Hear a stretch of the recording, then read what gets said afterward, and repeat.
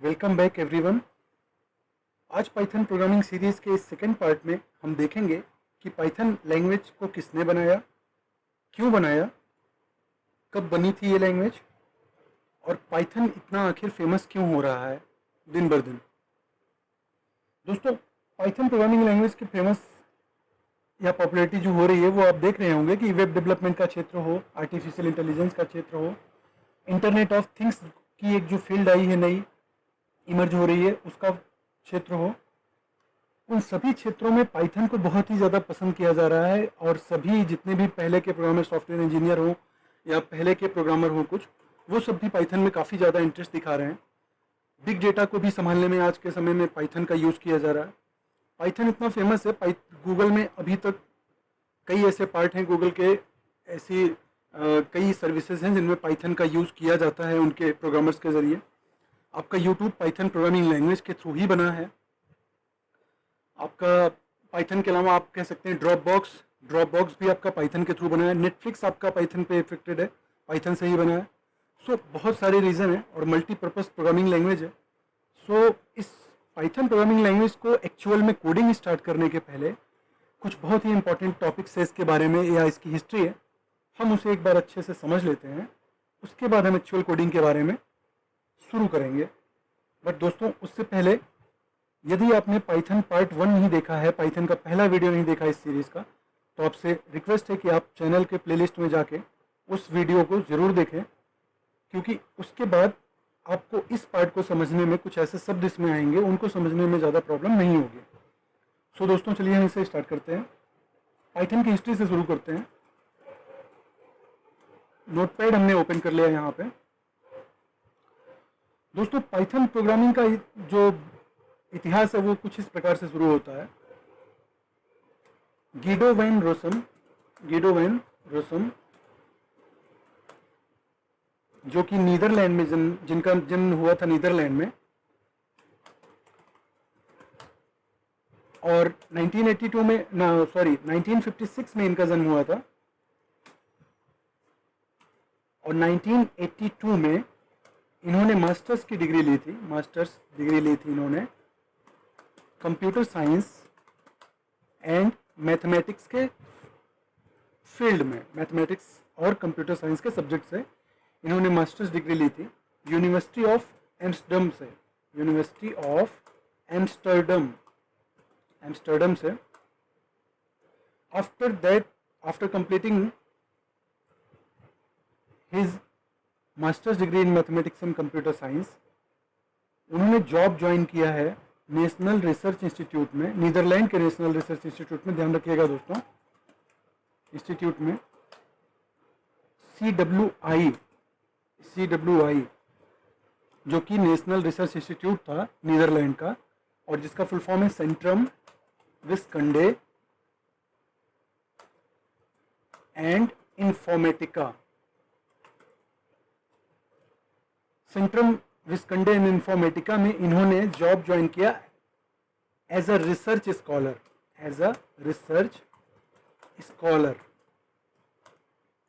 दोस्तों, जब इन्होंने ज्वाइन किया जॉब, तो एक रिसर्च प्रोजेक्ट था उसमें CWI में चल रहा था, और उसमें एक लैंग्वेज डेवलप की जा रही थी, प्रोग्रामिंग लैंग्वेज, जिसका नाम था ABC। जो ABC लैंग्वेज थी दोस्तों, उस पर टीम का एक भाग थे, टीम का एक पार्ट बन के गीडो वैन रोसम काम कर रहे थे।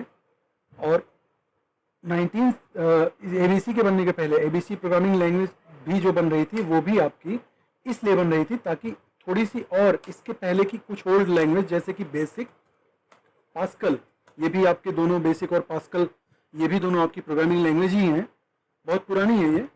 तो बेसिक और पास्कल को रिप्लेस किया जा सके, इनकी कुछ कमियां थी, उनको रिप्लेस किया जा सके, इसलिए ABC डेवलप हो रही थी। और ABC डेवलपमेंट पे जो सबसे बड़ा प्रभाव था एक और प्रोग्रामिंग लैंग्वेज का था, जिसका नाम था settle for set language.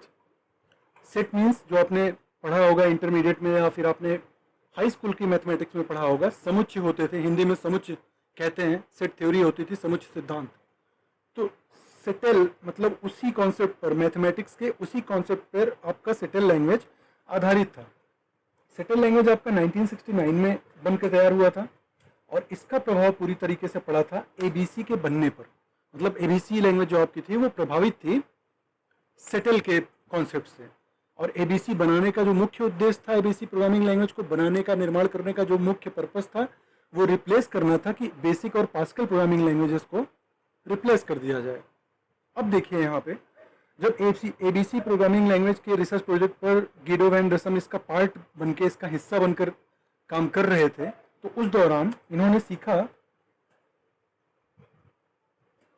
Guido van रसम ने सीखा कि कंपाइलर, इंटरप्रेटर कैसे काम करता है।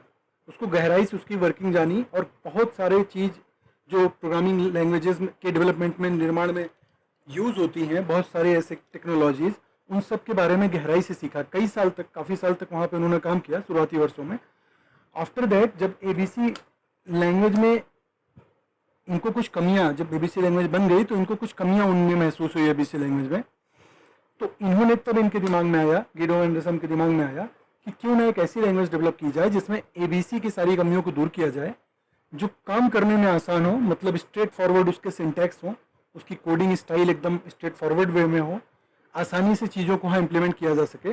सो इन्होंने अमीबा ऑपरेटिंग सिस्टम पर एबीसी डेवलप किया जा रहा था। तो अमीबा ऑपरेटिंग सिस्टम पर, आई होप कि आपको ऑपरेटिंग सिस्टम पता होगा क्या होता, अदरवाइज आप कहेंगे तो उस पर भी एक डेडिकेटेड वीडियो लॉन्च हो जाएगी चैनल की तरफ से, आप कमेंट सेक्शन में ज़रूर बताइएगा। अमीबा ऑपरेटिंग सिस्टम पर एबीसी बना था और एबीसी से प्रभावित होकर या एबीसी की कमियों को दूर करने के लिए पाइथन का निर्माण गिडो वैन रसम जी ने किया था 1989 से। आप ध्यान से सुनिएगा क्योंकि मैं प्रॉपरली यहाँ पे लिख नहीं रहा हूँ, और नोट्स के लिए आप कहीं भी देख सकते हैं, बस आपको कॉन्सेप्ट अंडरस्टैंडिंग करनी है। अभी हम स्लाइड पे चलेंगे, वहाँ भी कुछ चीज़ें देखेंगे जो यहाँ बात कर रहे हैं। तो 1989 में गिडो जी के दिमाग में आ गया कि इसकी कमियों को दूर करना है, एबीसी की कमियों को, और हमें एक प्रोग्रामिंग लैंग्वेज ऐसी बनानी है जो यूज़ करने में आसान हो और कई तरीके से कई सारे फील्ड में काम कर सके उसके लिए। तो 1989 में पाइथन का वास्तव में इन्होंने एक तरीके से निर्माण शुरू कर दिया था, इस पर काम शुरू कर दिया था। और उसके बाद 1991 में इसको रिलीज़ किया गया पहली बार। बट जो इस प्रोग्रामिंग लैंग्वेज पाइथन को, बट जो प्रोफेशनल वर्जन आपका लॉन्च हुआ था, वो आपका लॉन्च हुआ था 21 फेब 1994 में। 1994 में ये आपका प्रोफेशनल वर्जन लॉन्च हुआ था सबसे पहली बार। दोस्तों, हिस्ट्री के बारे में अगर आप बहुत अच्छे से जानना चाहते हैं या फिर बेहतर तरीके से और अपने से भी पढ़ना चाहते हैं, तो आप प्लीज़ इस साइट को विजिट करें www.python.org। ये पाइथन की एक्चुअल वेबसाइट है जिस पर पाइथन आपका डॉक्यूमेंटेशन पाइथन के बारे में पढ़ी है, पाइथन के बारे में सारी जानकारियाँ पढ़ी हैं, और पाइथन की रूट वेबसाइट है जिस पर पाइथन है आपकी, एक पाइथन की कम्युनिटी आप इसे कहते हो, पाइथन कम्युनिटी है। तो वास्तव में पाइथन जो है एक ओपन सोर्स प्रोग्रामिंग लैंग्वेज है। इसका मतलब ये है कि कोई भी programmer, Python programming is based, और आप इसे कह सकते हैं ओपन सोर्स, नॉर्मली एक ओपन सोर्स प्रोजेक्ट है। इसका मतलब ये है कि जो पाइथन बना है, इसका पूरा सोर्स कोड, किस तरीके से क्या कोडिंग है, क्या लिख के पाइथन बना है, उसका पूरा सोर्स कोड आपके इस वेबसाइट पर डॉक्यूमेंटेशन के साथ उपलब्ध है। आप इस वेबसाइट को विजिट करके पाइथन की थ्योरी, पाइथन के इस पर्टिकुलर सोर्स कोड को उठा सकते हैं, वहाँ पे देख सकते हैं। और ओपन सोर्स का मतलब दोस्तों ये होता है कि कोई भी प्रोग्रामर यदि चाहे कुछ कंट्रीब्यूट करना, पाइथन प्रोग्रामिंग के सोर्स कोड में कुछ कंट्रीब्यूट करना चाहता है, अपने से कुछ लाइब्रेरीज जोड़ना चाहता है, कुछ फीचर्स जोड़ना चाहता है, तो वो ऐसा कर सकता है। पाइथन प्रोग्रामिंग के सोर्स कोड को डाउनलोड करके उसमें अपने कंट्रीब्यूशन को ऐड करके फिर से उसको सबमिट कर सकता है, रिक्वेस्ट कर सकता है कि आप देख लीजिए, कम्युनिटी से रिक्वेस्ट कर सकता है। और आफ्टर दैट अगर वो एक बेहतर सपोर्ट होता है, एक बेहतर कंट्रीब्यूशन होता है लैंग्वेज में, सोर्स कोड में, तो निश्चित रूप से उस चेंज को, उस मॉडिफिकेशन को यूज़ किया जाएगा, उस एड ऑन को यूज़ किया जाएगा कम्युनिटी के द्वारा। सो पाइथन की जो आज के समय की लाइब्रेरी है काम करने की, या जो वर्क एरिया है वो बहुत ही बृहद है, बहुत ही ज़्यादा लार्ज फॉर्म में है। आप चाहे तो पाइथन को वेब डेवलपमेंट के लिए यूज़ करें, वेब डेवलपमेंट के किसी भी पार्ट के लिए, किसी पार्ट कहने से मेरा मतलब ये है कि बैक एंड डेवलपमेंट के लिए और फ्रंट एंड डेवलपमेंट के लिए, किसी भी सेक्शन के लिए आप यूज़ करें कंप्लीटली, या इन दोनों को मिला के बैक एंड और फ्रंट एंड को मिला के हम फुल स्टैक कहते हैं, तो उस सब के डेवलपमेंट के लिए पाइथन अच्छे से यूज़ हो सकती है और हो भी रही है बहुत भारी मात्रा में दोस्तों। आप IoT के लिए, इंटरनेट ऑफ थिंग्स जो एक नई फील्ड इमर्ज हो रही है, उसके लिए पाइथन यूज़ हो रही है अच्छे से उस क्षेत्र में। आर्टिफिशियल इंटेलिजेंस में यूज़ हो रही है। ये सब दोस्तों नई नई फील्ड्स हो रही हैं जो बहुत ही अच्छे से, बहुत तेज़ी से डेवलप कर रही हैं। आर्टिफिशियल इंटेलिजेंस और आपका machine learning, data science, GUI app development, mobile app development, mobile app आप कह सकते हो एंड्रॉयड ऐप डेवलपमेंट, उसमें iOS भी आपका आ जाता है। iOS जो आपका आईफोन होता है वो भी आ जाता है, iOS डेवलपमेंट। और मोबाइल ऐप कह के हमने ये बता दिया है पूरा। और उसके बाद आप कंसोल ऐप कह सकते हैं, कंसोल ऐप डेवलपमेंट।